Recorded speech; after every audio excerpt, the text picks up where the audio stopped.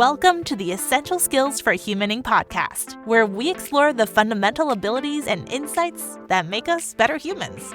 Here's your host, Christina Eanes. Hi everyone, Christina Eanes here with Eanes Training and your host of the Essential Skills for Humaning podcast. Today, we're getting real about something that every single one of us deals with.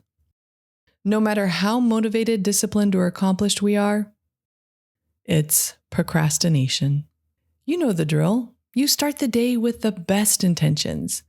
You have your coffee, you glance at your to-do list and tell yourself, I'll just answer a couple of emails first. And then poof, it's 3 p.m., you've been busy all day, but the one big important task, still untouched. It's easy to go straight to self-criticism. Why can't I just get this done? I'm so lazy. I have no discipline. But here's the truth. Procrastination has almost nothing to do with laziness. You're not lazy. You're not broken. You're not incapable. Procrastination is not a willpower problem.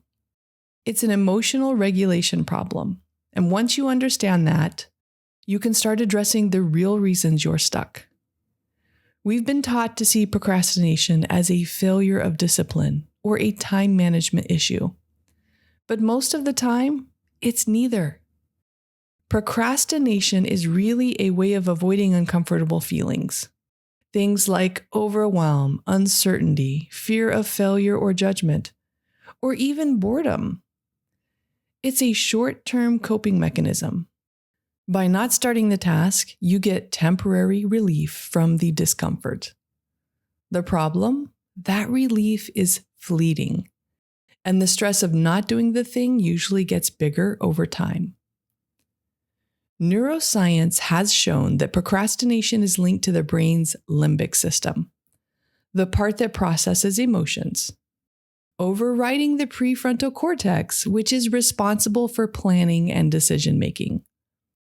In other words, when you avoid a task, it's not because you don't care.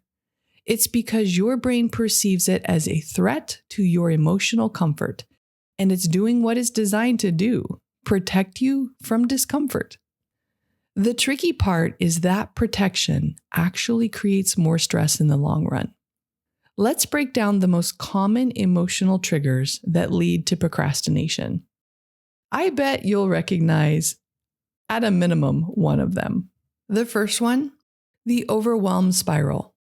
You look at the task and it feels huge. Your brain can't see a clear starting point, so it goes into freeze mode.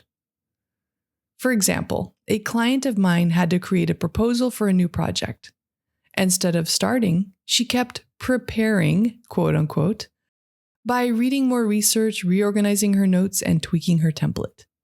Because starting felt too big. 2, perfectionism. This is a big one. If you're afraid your work won't be good enough, it's safer to delay than to risk producing something imperfect. I once worked with a manager who delayed sending a quarterly report until the night before it was due because she kept editing and re-editing to make it perfect. The irony? The rushed deadline created more mistakes. 3, unclear expectations. If you're not sure what's expected, it's much easier to avoid it than risk doing it, quote unquote, wrong. Remember the client I mentioned at the start? They were asked to write a 1-page report, but weren't clear on the format or the focus. Instead of asking for clarification, they procrastinated until the last possible moment. 4, low motivation. Sometimes the task is just plain boring, or it doesn't feel meaningful. Your brain resists investing energy, such as filling out repetitive expense reports. Need I say more? 5, decision fatigue. If the task requires too many decisions before you can begin, your brain avoids it. Example, organizing your workspace sounds simple. But if you have to decide what to keep, what to toss, where to put everything, you might delay it indefinitely. Here's the thing. Shaming yourself for procrastination keeps you stuck. The guilt and negative self-talk pile on, creating even more avoidance. It's a vicious cycle. Instead, get curious. Ask, what exactly am I avoiding? What feelings come up when I think about starting this? What's the smallest possible step I could take? By moving from judgment to curiosity, you remove the emotional sting and open the door to action. So here are 3 practical strategies to beat procrastination without beating yourself up.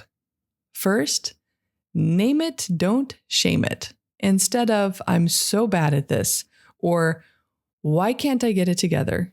Try, I'm putting this off because insert reason.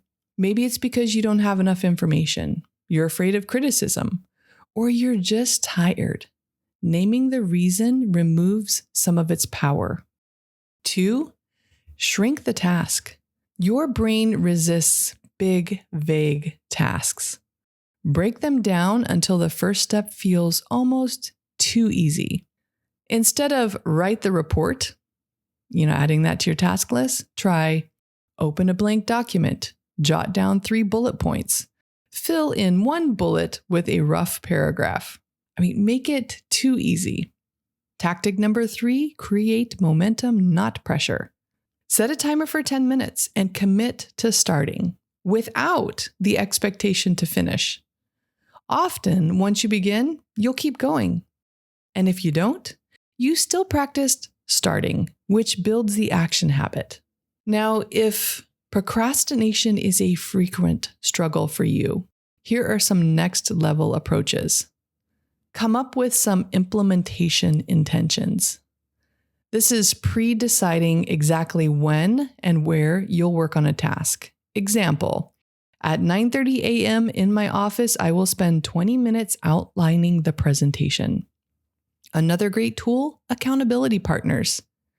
Share your commitment with someone who will check in, and it needs to be someone who you don't want to disappoint. Another one, temptation bundling. Pair the task with something enjoyable, such as listening to your favorite podcast while doing paperwork. Another one, environmental cues. Make the task more visible and unavoidable. Put the file on your desk instead of buried in a folder. I like to use that one. Now let's bust a few common myths about procrastination. Myth 1, I work better under pressure. Reality, you might get an adrenaline rush, but it's usually at the cost of quality and increased stress. Myth 2, if I were disciplined enough, I wouldn't procrastinate. Here's the reality on that one. Even highly disciplined people procrastinate. It's about emotional triggers, not just discipline. And finally, myth number 3, procrastination means I don't care. Reality, often it means you care too much and fear falling short. Procrastination isn't just a personal productivity issue. It impacts teams as well. When one person delays, deadlines slip, collaboration stalls, and trust erodes. Leaders can help by clarifying expectations early and making sure they're truly clear, breaking large projects into milestones, and creating an environment where questions are welcomed. So for anyone struggling with procrastination, here are some questions to reflect on. What's one task I've been putting off? What's the real emotion driving my avoidance? What's the smallest step I can take today? And who can I share my commitment with for accountability? So your challenge this week, pick one task you've been avoiding, use the name it, shrink it, start it method, and then celebrate, even if you only take the first step. Remember, procrastination isn't a flaw, it's a signal. It's your brain telling you there's something about the task that feels uncomfortable or unclear. When you stop shaming yourself and start getting curious, you give yourself the power to change the pattern. If you want to take this work further, check out our course, Stop Procrastinating, Overcoming Barriers to Productivity and Reaching Your Goals, available at eanestraining.com. Thanks for tuning in, and remember, You don't need more pressure, you need better patterns. Thank you for tuning in to the Essential Skills for Humaning podcast. We hope you've gained valuable insights to enhance your journey as a human being.